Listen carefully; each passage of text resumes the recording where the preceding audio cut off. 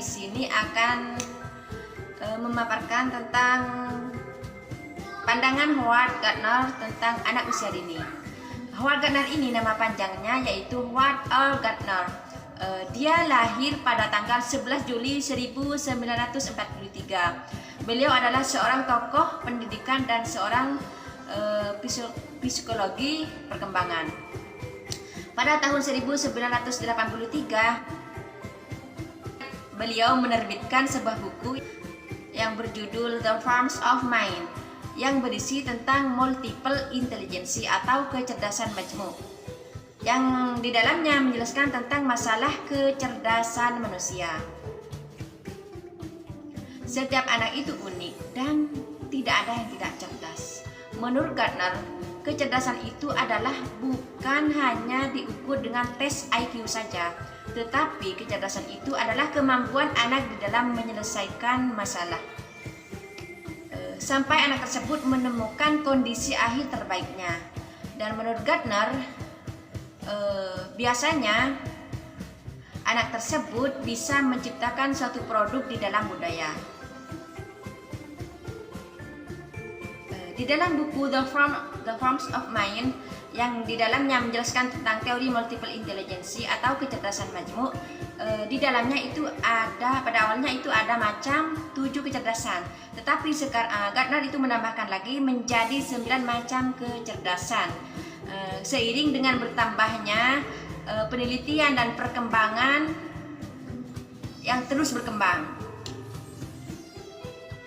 Selanjutnya, apa saja kecerdasan yang 9 itu? Yang pertama, kecerdasan linguistik. Anak ini ditandai dengan suka membaca, suka menulis, dan senang sekali bercerita. Intinya anak ini suka dengan dunia literasi. Jika kita mendapati anak di sekitar kita suka membaca, menulis, dan bercerita, maka kita terus menstimulasi. Jangan pernah kita melarang-larang dan membatasi keinginan mereka, karena saat itu kecerdasan linguistiknya sedang berkembang.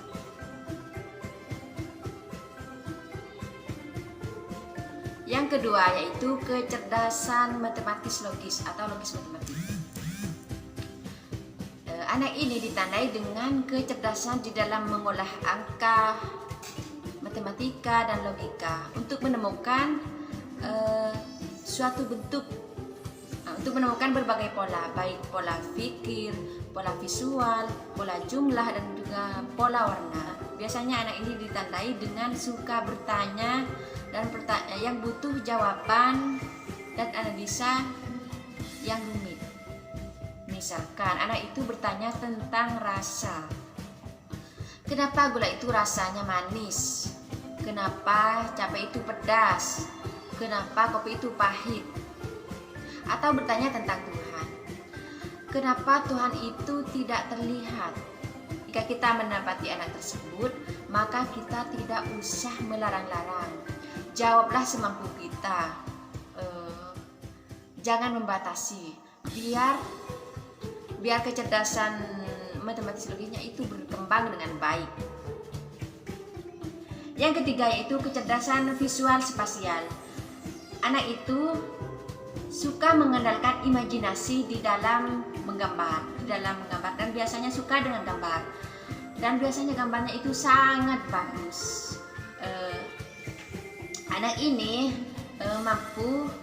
biasanya anak ini mampu di dalam mengingat.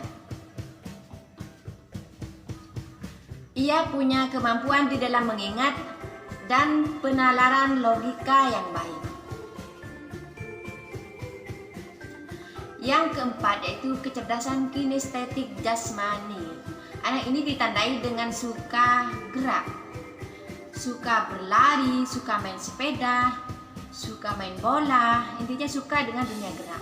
Maka ketika kita mendapati anak tersebut, maka kita harus mengarahkan, misalkan suka nari, maka kita arahkan anak tersebut untuk menjadi atlet, seorang atlet seperti itu. Jika kita mendapati anak yang suka main sepeda, maka kita arahkan dia untuk menjadi klub sepeda yang baik, agar kecerdasan kinestetiknya itu berkembang dengan baik. Yang kelima yaitu kecerdasan musikal. anak ini suka dengan dunia musik, suka menyanyi, dan suka dengan lagu-lagu seperti itu. Jika kita mendapati anak yang suka nyanyi, suka main musik, maka kita harus menstimulasi itu.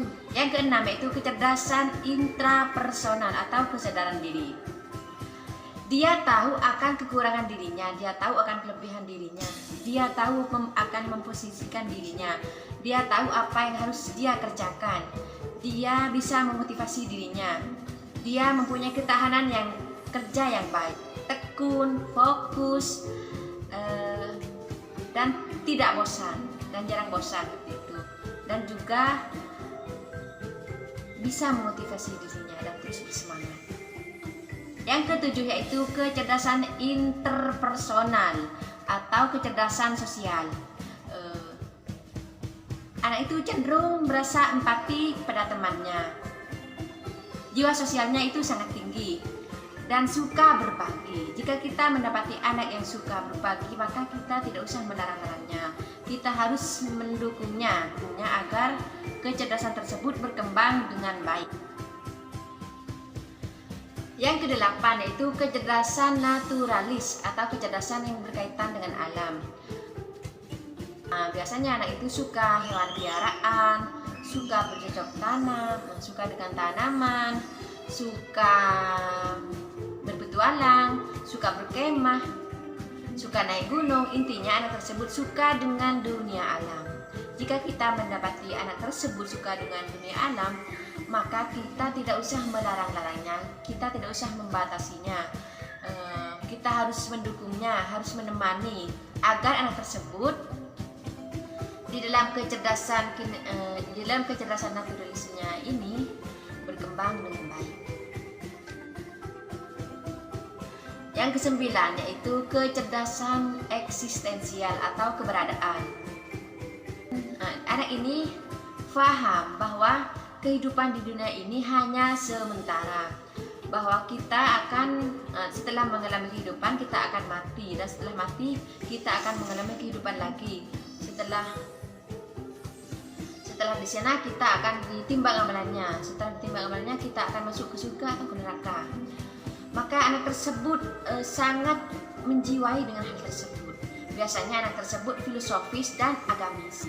Pertanyaannya sekarang, apakah diri kita, apakah di dalam satu anak itu mempunyai satu kecerdasan atau dua kecerdasan atau tiga kecerdasan? Menurut Gardner, kecerdasan itu sangat multidimensi. Artinya, anak itu kecerdasannya bisa bertambah dan terus berkembang hingga memiliki banyak sekali kecerdasan. Jika kita mengasahnya dengan baik, maka kita akan banyak memiliki kecerdasan. Mungkin hanya ini dari kami. Semoga bermanfaat. Wassalamualaikum warahmatullahi wabarakatuh.